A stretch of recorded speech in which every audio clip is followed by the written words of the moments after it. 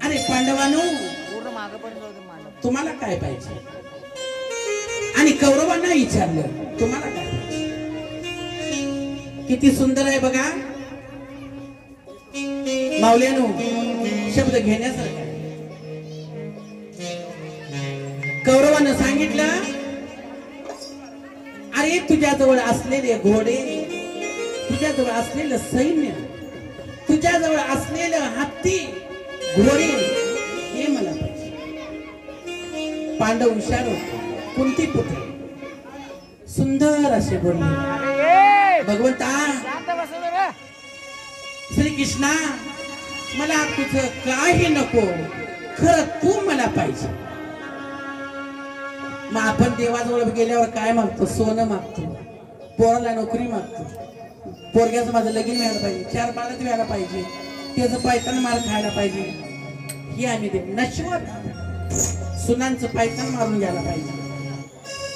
देवाला मागताना सुद्धा इच्छा कशी पाहिजे, इच्छा मध्ये काय प्रगट झालं पाहिजे. नाही तर फाटक्या मनासारखं मागू नका. मागायचं असलं तर जळणार काय मागू नका. मागायचं असलं तर प्रियत्त माग. माझ्या श्रीकृष्णा प्रश्न पडला, सांगितलं पांडवांना, भगवंता मला काही नको, खरं माझं तू मला पाहिजे, मला तू पाहिजे, मला तू पाहिजे.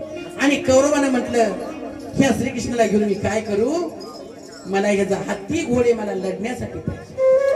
परंतु परमेश्वरानं, त्या भगवंतानं पांडवानं श्रीकृष्णाला मागितल्यामुळं रथावर स्वार्थी होऊन बसावं, स्वार्थी व्हावं.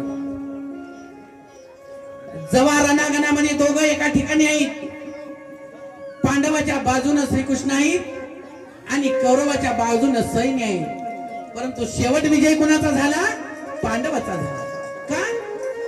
श्रीकृष्णाला मागा. तर तुम्ही देवाला मागा, देवाला मागा.